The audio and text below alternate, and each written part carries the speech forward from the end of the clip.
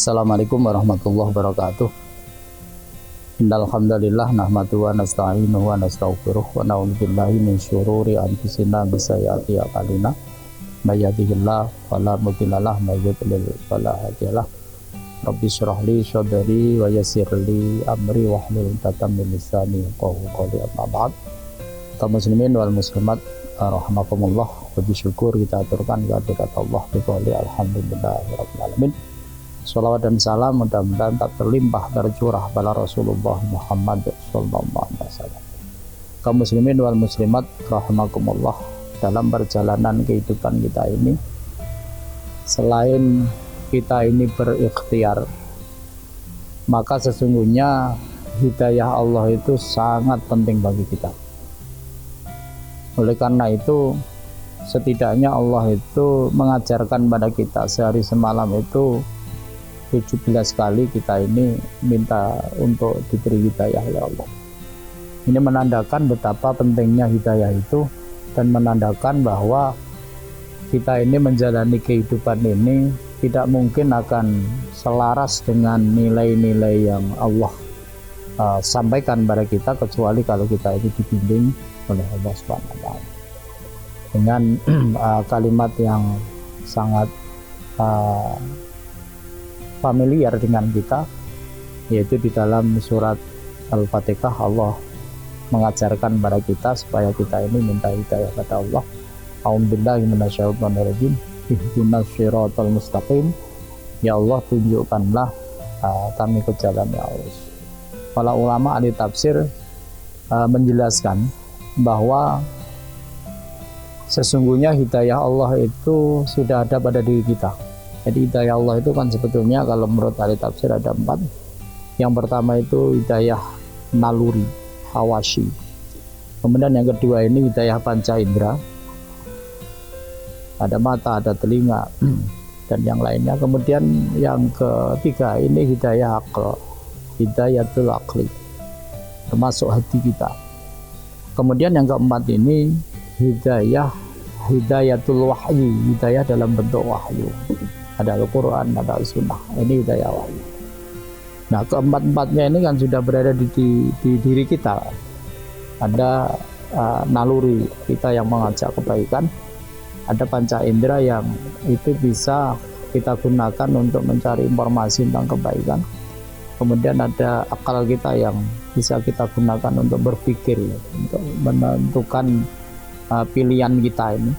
Kemudian ada hati kita yang ini juga sangat penting bagi diri kita ini, karena sumber segalanya nanti adalah di hati. Kemudian yang keempat ini wahyu. Nah, sementara ketika kita ini sholat, kita ini diperintahkan untuk memohon hidayahnya Allah. Ihdinas shiratal mustaqim. Ya Allah, tunjukkanlah ke jalan yang lurus, tunjukkanlah kami ke jalan yang lurus. Lantas hidayah apalagi yang kita minta pada Allah Subhanahu wa taala? Nah, menurut para ahli tafsir, hidayah yang kita minta itu adalah kemampuan, ya, kemampuan untuk memfungsikan naluri, kemampuan untuk memfungsikan panca indera, kemampuan untuk memfungsikan akal dan hati, kemampuan untuk memahami dan melaksanakan Al-Quran serta As-Sunnah. Inilah yang kita minta. Jadi inilah yang kita minta, bukan hidayah yang 4 ini. Jadi ketika kita ini mengucapkan ihdinas shiratal mustaqim, maka yang kita minta ini adalah hidayah dalam bentuk kemampuan diri kita itu untuk melaksanakan hidayah yang ada. Istilah yang mudah itu, ya Allah, saya sudah tahu sana itu utara, sana itu selatan, sana itu barat. Tapi meskipun saya itu tahu arah itu, dan juga tahu arah ke utara itu nanti akhirnya kemana, arah ke selatan itu akhirnya kemana, saya ini tidak punya kemampuan untuk memilih dan menjalani kehidupan ke arah yang nantinya itu baik bagi saya. Karena kadang-kadang kehidupan ini kita ini kalah dengan nafsu kita. Jadi kalah dengan nafsu kita, dan nafsu kita ini belum tentu mengajak kepada nilai-nilai kebaikan. Makanya disinilah pentingnya kita ini mohon hidayah kepada Allah, seakan-akan kita itu minta, ya Allah, berilah saya ini tumpangan supaya saya ini nanti mampu untuk menjalani kehidupan ini sampai kepada titik yang Engkau ridhoi. Dan ini tidak ada kekuatan ini kecuali itu bersumber dari Allah Subhanahu wa Ta'ala. Ini menandakan pentingnya hidayah itu bagi kita, bukan sekedar hidayah yang sudah ada, tetapi hidayah yang ini belum sampai kepada kita. Ini kita minta kepada Allah supaya nanti Allah memberikan hidayah itu kepada kita, sehingga kita ini mampu memilih dan mampu untuk melakukan segala aktivitas kita ini sesuai dengan yang diridhai oleh Allah Subhanahu wa Ta'ala.